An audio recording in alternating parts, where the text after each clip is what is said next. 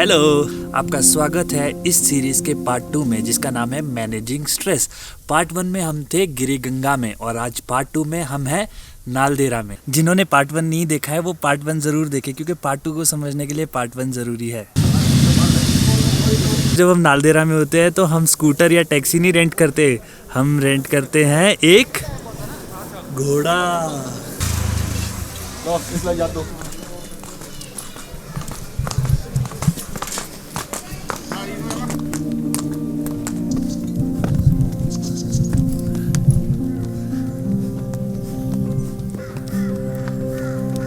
कोठी से बने यहाँ ठहरने के लिए इसके वाले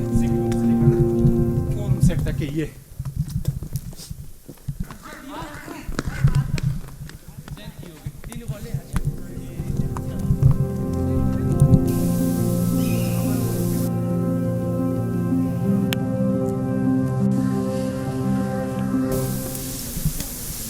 September 79 और तब से मैं अपना ये स्टॉल चला रहा हूँ, अपना परिवार पाल रहा हूँ और यहाँ कम से कम 20-25 फिल्मों की शूटिंग हो चुकी है।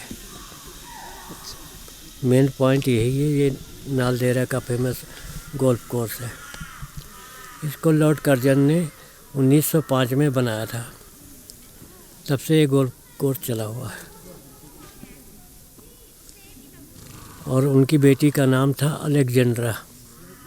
उन्होंने अपनी बेटी का नाम बदल कर नालदेहरा कर दिया। सामने आपके गोल्फ कोर्स दिख रहा है, ये सारा गोल्फ कोर्स। इस गोल्फ कोर्स में कई फिल्मों की शूटिंग हो चुकी है। बाकी बैक साइड में माहू नाग देवता का टेम्पल है। यहाँ से ऊपर तक इसको पिकनिक एरिया बोलते हैं। पिकनिक एरिया कहीं भी बैठो, खाओ पियो, एंजॉय कीजिए या अपना खाना बनाइए, खुद खाइए पिए, बस यही है नालदेहरा के अंदर। देख लो आवाज़ देकर पास अपने पाओगे, आओगे तन्हा मगर तन्हा नहीं तुम जाओगे। वो गाना इस ग्राउंड में शूट हुआ। कुदरत फिल्म, राजेश खन्ना, हेमा मालिनी, प्रिया, विनोद खन्ना, राजकुमार जी। यहाँ पे एक पेड़ ऐसा था जिससे उन्होंने अपना नाम लिखा था, पारो और माधव। पूर्व जन्म की कहानी यहाँ से स्टार्ट होती है और गाना भी चला था, हमें तुमसे प्यार कितना ये हम नहीं जानते, मगर जी नहीं सकते तुम्हारे बिना। पीछे को झुकना, हल्के से पाँव रखना कि वो आपने बस ऐसे नॉर्मल बैठे रहो आप, बाकी कोई दिक्कत नहीं है आपको। आप वीडियो मेरे बना सकते, मतलब हैंडल छोड़ भी सकते हो आप, दोनों हाथ से बना सकते आराम से। एक्चुअली आप कैसे ना बैलेंस बनेगा इस पर, पाँव पे ही बस नीचे ना, बाकी कोई दिक्कत नहीं है इसमें। तब बैठे काटी टाइट होता किया नहीं, नौकरी मिलती नहीं आज की डेट में। ये जरूर है कि कोई लोगों ने काम सीखा हो ना, कुछ टेक्निकल चीज़ काम में आएगी उनकी। नौकरी के चक्कर में रह गए ना ढूंढते तब मिल नहीं पाएगी, पर फायदा कुछ नहीं है नौकरी मिल के। सही बात है। अब क्योंकि पेंशन तो लगनी नहीं, पेंशन तो लगी, वो तो खत्म कर दी उन्होंने 2002 से पहले ना। हाँ जी। अब जो अब से रेगुलर हो रहे हैं ना लोग जैसे, अच्छा, तो क्या फायदा है उनको। ये है कि मतलब एक चलो रोजगार है, लगा हुआ दिहाड़ी लग रही है, इससे अच्छा कोई काम सीखेगा ना लोग, और कहीं दुकान खोले के कुछ भी करेगा ना, जिससे लाइफ टाइम के लिए जो रोजगार मिलता रहे वरे, उसमें फायदा है। अच्छा, इस पहाड़ी का नाम है शाली टिब्बा। अच्छा ये शाली टिब्बा है। ओ शाली टिब्बा, यहाँ पे टेम्पल बना हो अच्छा, काली माता का। ओके। पैदल जाते हैं वहाँ पे भी लोग ऊपर नवरात्रों में ज़्यादा तरफ। अच्छा, उस पॉइंट पे, क्योंकि जैसे गाड़ी जाती है आधे तक इसमें, वहाँ नीचे तक ना, फिर वहाँ से ऊपर ट्रैकिंग यात्रा है। मतलब जैसे हम लोग जाते हैं ना 3 घंटे तो लग ही जाते हैं आराम से। अब कई लोग बाहर से आते हैं जैसे, तो उनके सब लोग एक आधा घंटा, एक डेढ़ घंटा एक्स्ट्रा मान के चलो। बल्दियाना नाम आता है एक। अच्छा। बल्दियाना से एक अंदर को रोड कटा, मेन बाजार से लेफ्ट साइड अंदर को जाना, आगे उसमें खटनोल वगैरह आएगा। खटनोल में आपकी गाड़ी रुकेगी, वैसे थोड़ी ऊपर तक जाती है गाड़ी। अच्छा, खटनोल से थोड़ा सा पीछे से गया एक रोड ऊपर को, उसमें आपकी गाड़ी आधे तक जाएगी ना। मतलब ऊपर लास्ट गांव आएगा, वहाँ तक गाड़ी जाएगी, फिर वहाँ से ऊपर ट्रैकिंग यात्रा है, फिर चढ़ाई है, फिर ऊपर को सीधी। तब समझ लो कि चढ़ाई की यात्रा पूरी है। जब आप वापसी आएंगे तब आपको उतराई लग जाएगी नीचे को। एशिया का जो है ना फर्स्ट नेचुरल गोल्फ कोर्स है ये। अच्छा, 1905 का बना हुआ है ये। अच्छा, लॉर्ड कर्जन इसका ये होता ना, अंग्रेजों के टाइम का बना हुआ है ये गोल्फ कोर्स। आगे बाकी ये मंदिर उससे भी पुराना है।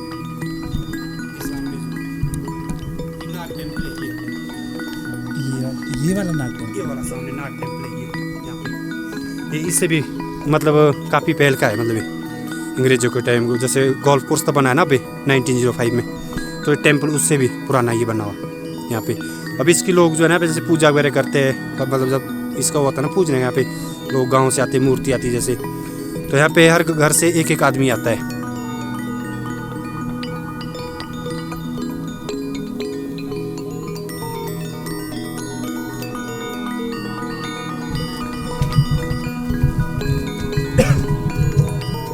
आगे झुकना है, आप आगे बोले, पाँव रखना पीछे पर से, चढ़ाई में बस थोड़ा पैर सीधे हो जाता आपने।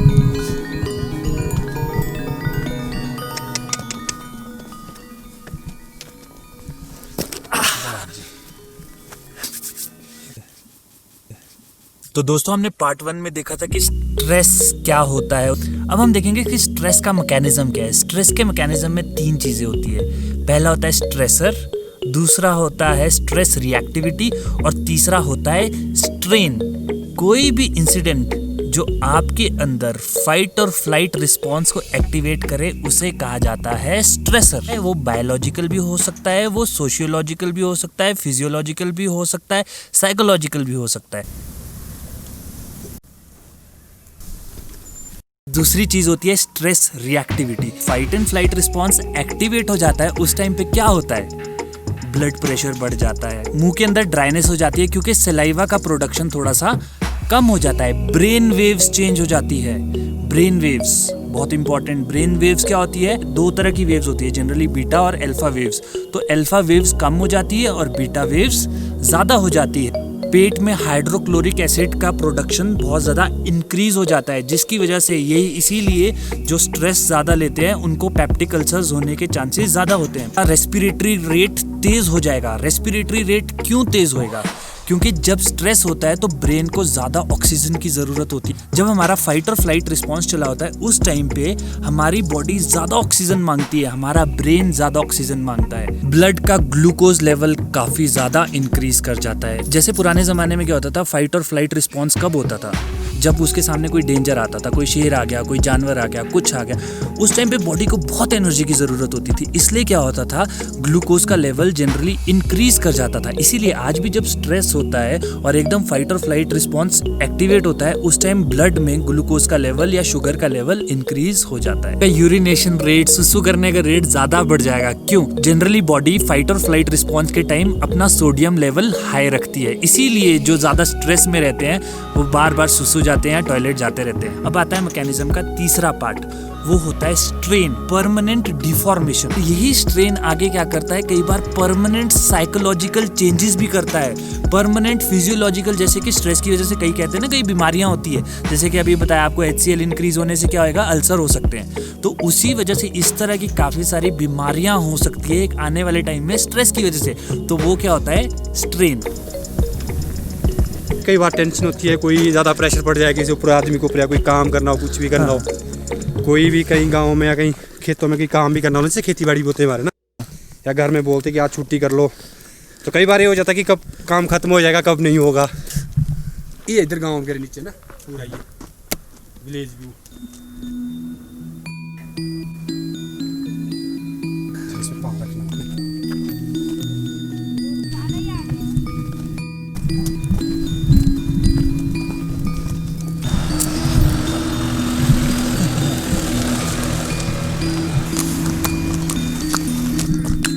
only 4x4 ना।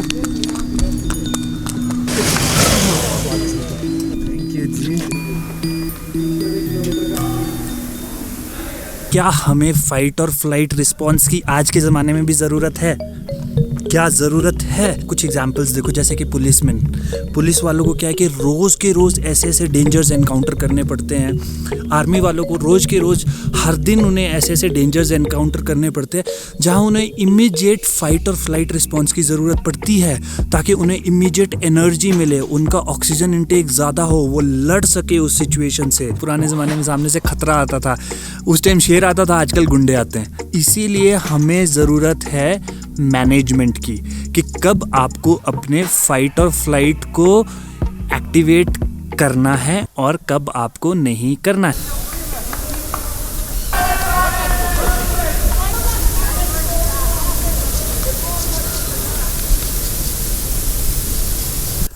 अब दोस्तों सबसे इंपॉर्टेंट बात कि इस फाइट और फ्लाइट रिस्पॉन्स को कंट्रोल कैसे करें, कैसे इसको मैनेज करें।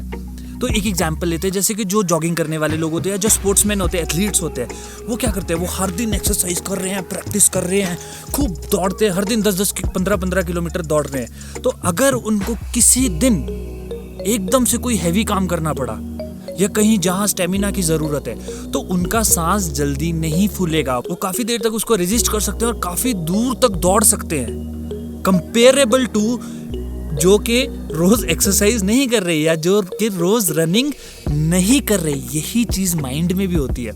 जो हर दिन प्रैक्टिस कर रहे हैं, अपने माइंड को कंट्रोल करने की ट्रेनिंग कर रहे हैं, किसी दिन उनको कोई स्ट्रेसर ट्रिगर हो जाए, उनकी लाइफ में कोई प्रॉब्लम हो जाए, तो वो काफ़ी देर तक उसको रोक सकते हैं, उसका इफेक्ट अपने ऊपर होने से रोक सकते हैं, कंपेरेबल टू जो कि बिल्कुल अपने दिमाग को कभी भी कंट्रोल ही नहीं करता। वो एकदम से गुस्सा हो जाएगा, एकदम से पैनिक हो जाएगा। यही इंपॉर्टेंस आती है इन सारी टेक्निक्स की, मैनेजिंग स्ट्रेस की। तो अगर आप इन चीज़ों को सीखते हो, तो जो नहीं सीखता या जिसे नहीं पता, उसके कंपैरेबल आप अपने स्ट्रेस को बहुत अच्छे से मैनेज कर सकोगे या आप अपने ऊपर उस स्ट्रेस को हावी होने से रोक सकोगे।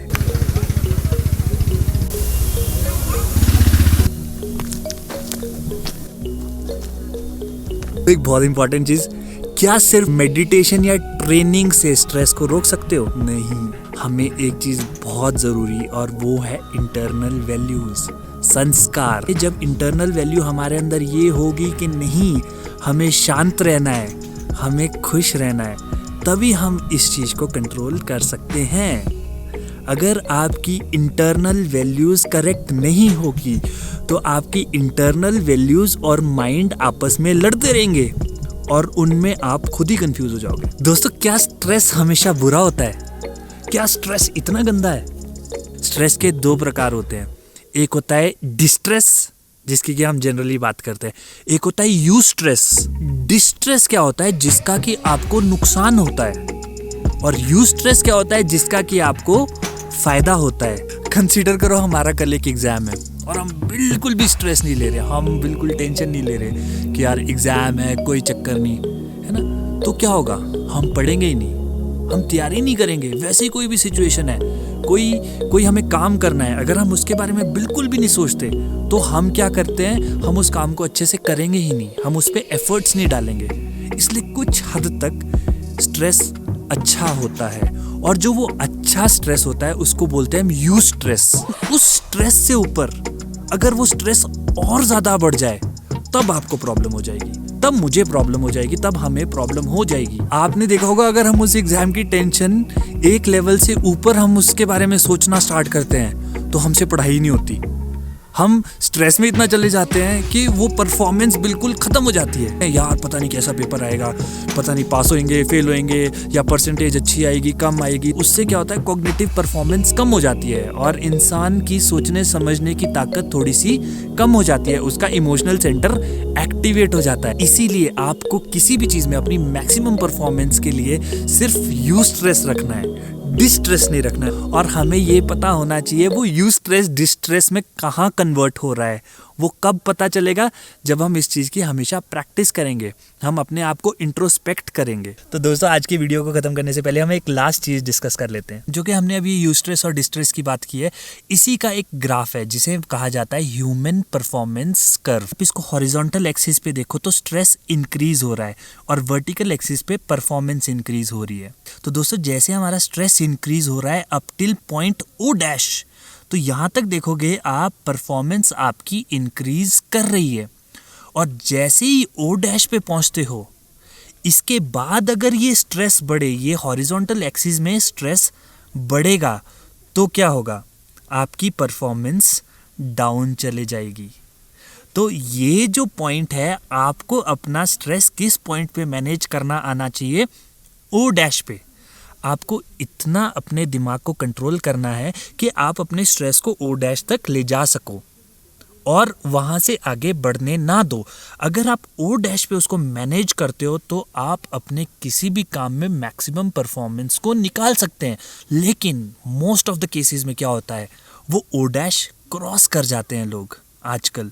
तो ओ डैश की क्रॉस करने के बाद वो डिस्ट्रेस हो जाता है। लास्ट इसी ग्राफ से रिलेटेड आपको एक टिप देना चाहूँगा। कभी कभी दिन में या आधे घंटे के बाद, 1 घंटे के बाद हमें ज़रूरी है कि कोई रिलैक्सेशन चीज़ करें। दिन में हम एक बारी अपने पार्टनर से बात करें, अपनी फैमिली के साथ चिल आउट करें, कोई सीरियल देख ले। आप जो रेगुलर काम कर रहे हो, पूरे दिन एक ही काम कर रहे हो, मोनोटोनस काम कर रहे हो, हमने अपने आप को ओ डैश से आगे पहुंचा दिया है। तो हम दिन में एक बारी कोई ऐसी एक्टिविटी करें जो कि इंटरेस्टिंग है। जब हम वो एक्टिविटी करेंगे तो हम ओ डैश से वापस पॉइंट में काफ़ी नीचे आ जाएंगे। हम जीरो पे तो पहुंच नहीं सकते, पर हो सकता है हम मेडिटेशन करके या किसी चीज़ से जीरो पे भी पहुंच सके। This brings us to the end of this video.